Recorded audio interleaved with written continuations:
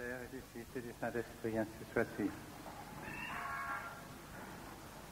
Eh bien, chers frères, vous avez pu remarquer que tout à l'heure, avant la célébration de la Sainte Messe, nous avons chanté le Veni Creator pour qu'au début de cette année nouvelle, nous recevions vraiment et pleinement les dons du Saint-Esprit dont nous avons tant besoin pour pratiquer notre vie chrétienne.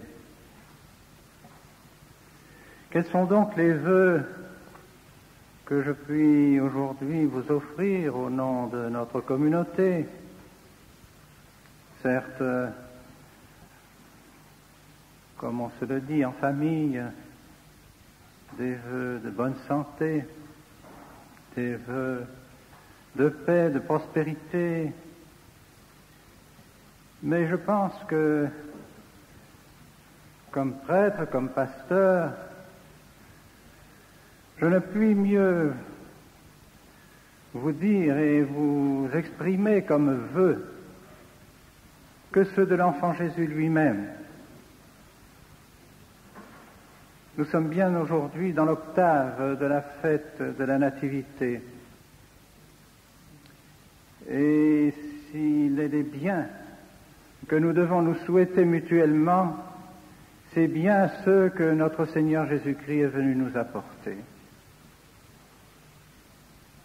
Rien de plus beau, rien de plus grand, rien de plus riche, de plus sublime ne peut être souhaité à quelqu'un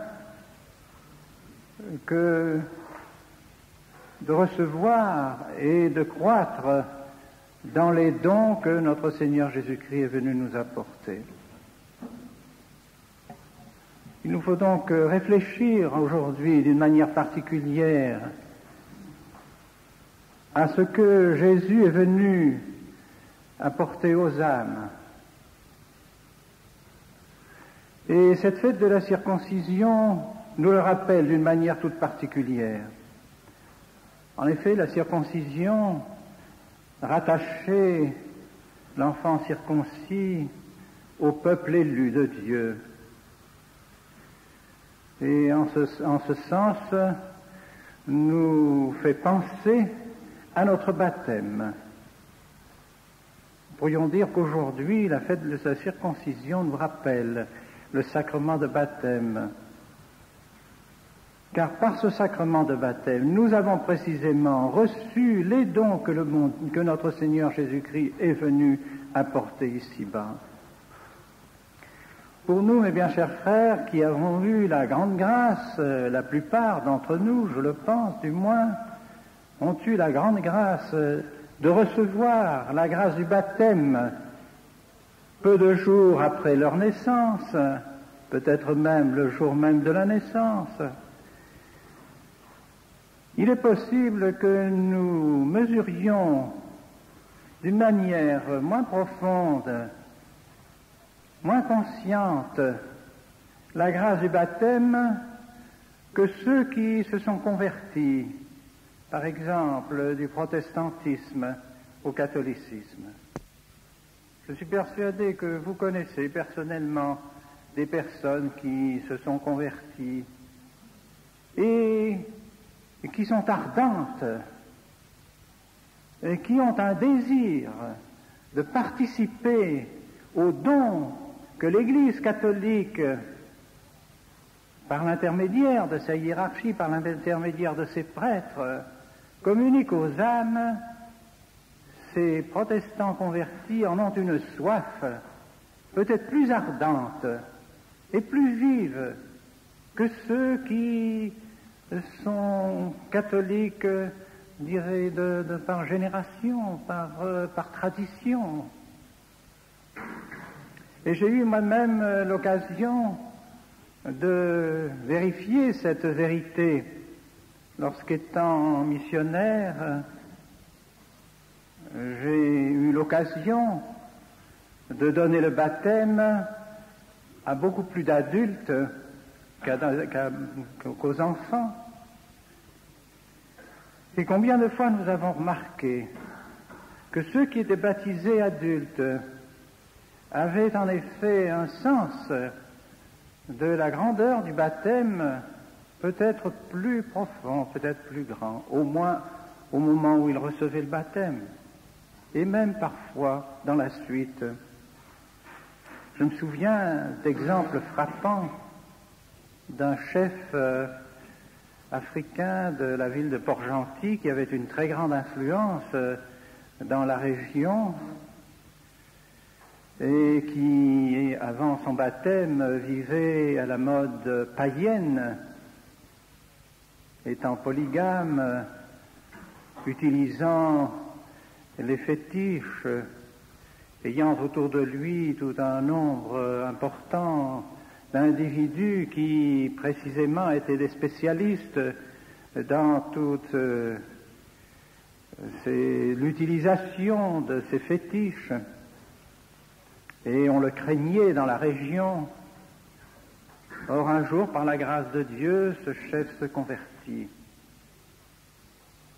Et il régularisa sa situation. Il fit brûler tous ces fétiches et toutes ces amulettes. Et se convertissant, il devint un fervent catholique. Et je le vois encore, le matin, de très bonne heure, présent à la porte de l'église, avant même que le Père arrive pour ouvrir la porte de l'église. Il était là, sur le pas de la porte, attendant que le Père vienne pour ouvrir l'église. Et il était le premier à entrer dans l'église avec le Père. Et lorsqu'il n'y avait pas de servant, c'était lui qui servait la Sainte Messe, avec une piété, avec une dévotion admirable. Et devant son honnêteté, sa loyauté, il fut choisi par la ville comme juge. Et il rendit les jugements avec beaucoup d'intégrité, beaucoup d'impartialité. Et il eut ainsi un grand renom également comme catholique dans la ville de Port-Gentil.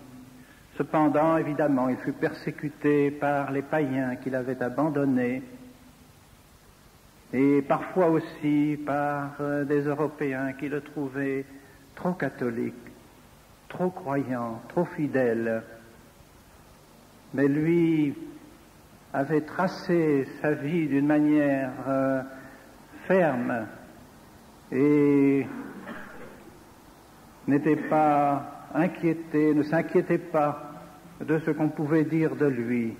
Il avait la foi, il était heureux, il croyait en notre Seigneur Jésus-Christ, il avait trouvé la vérité, il comprenait qu'enfin le baptême lui avait apporté le plus grand bien qu'il pouvait avoir dans son existence. Eh bien, si des âmes païennes ont pu ainsi comprendre la valeur du baptême et changer complètement leur vie pour manifester les vertus chrétiennes au lieu d'être toujours soumis aux vices du paganisme, pour nous aussi, nous devons aujourd'hui réfléchir d'une manière particulière sur la grandeur de notre baptême. Et nous devons entretenir en nous un désir profond, un désir incessant de croître dans la connaissance de notre Seigneur Jésus-Christ, dans l'amour de notre Seigneur Jésus-Christ, dans l'union à notre Seigneur Jésus-Christ.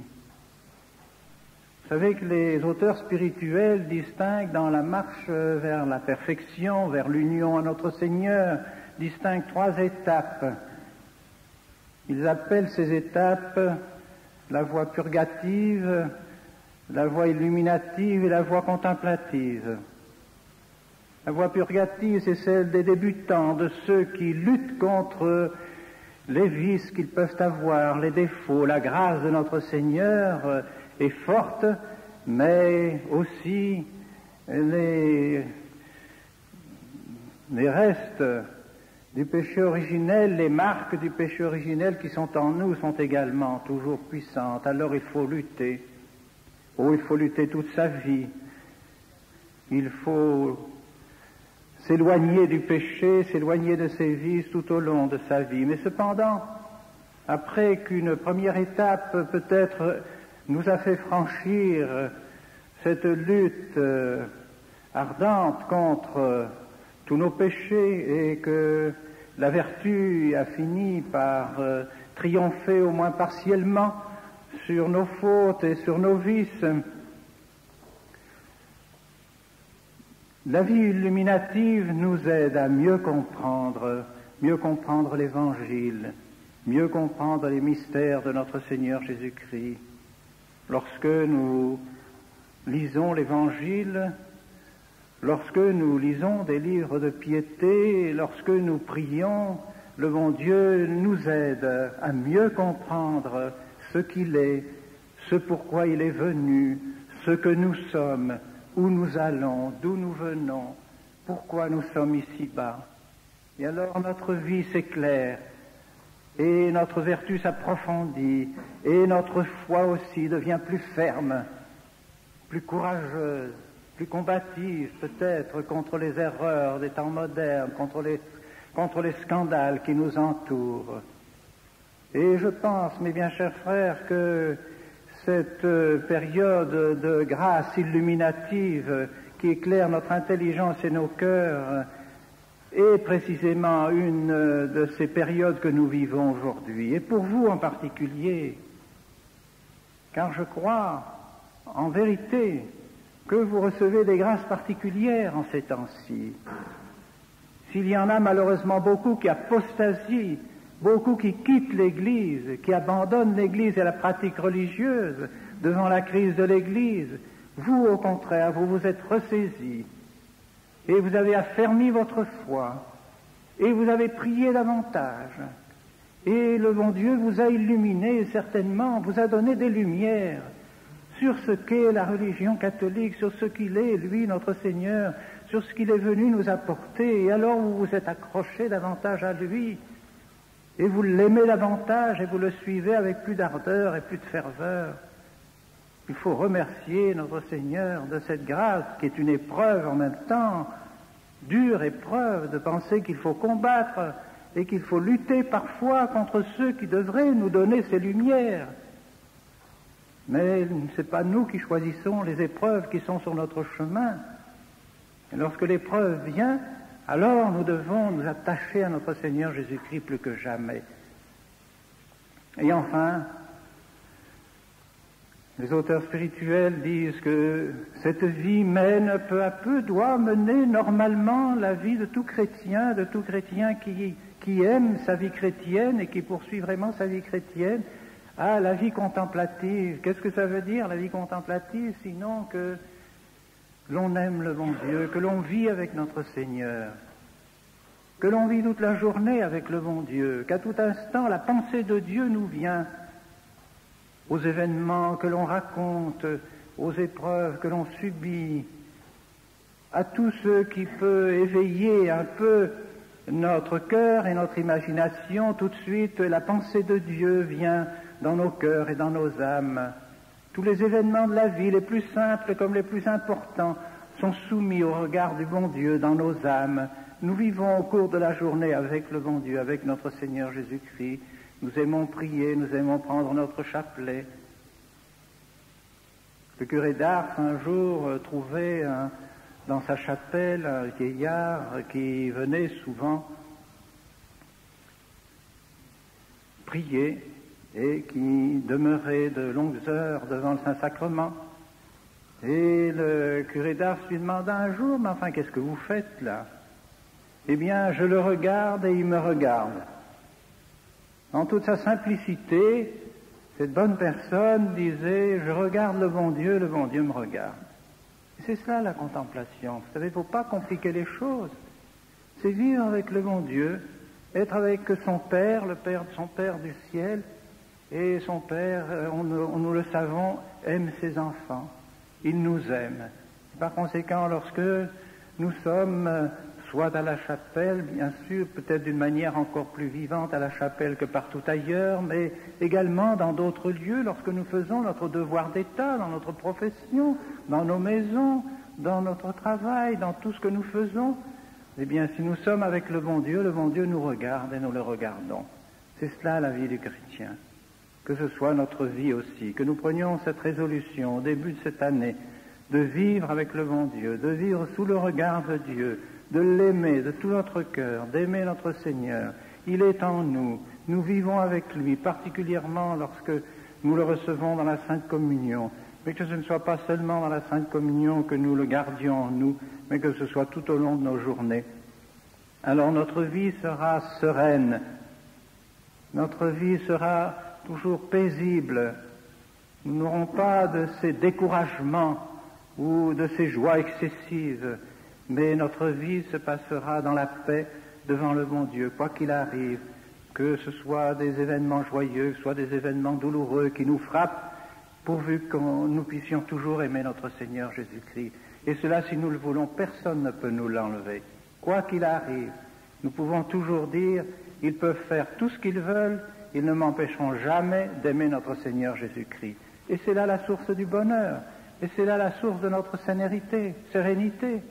Alors que ce soit le meilleur souhait que je puisse vous former pour vous, que jamais personne ne puisse vous empêcher d'aimer notre Seigneur Jésus-Christ et sa Sainte Mère, la Très Sainte Vierge Marie. Au nom du Père, du Fils et du Saint-Esprit, ainsi soit-il.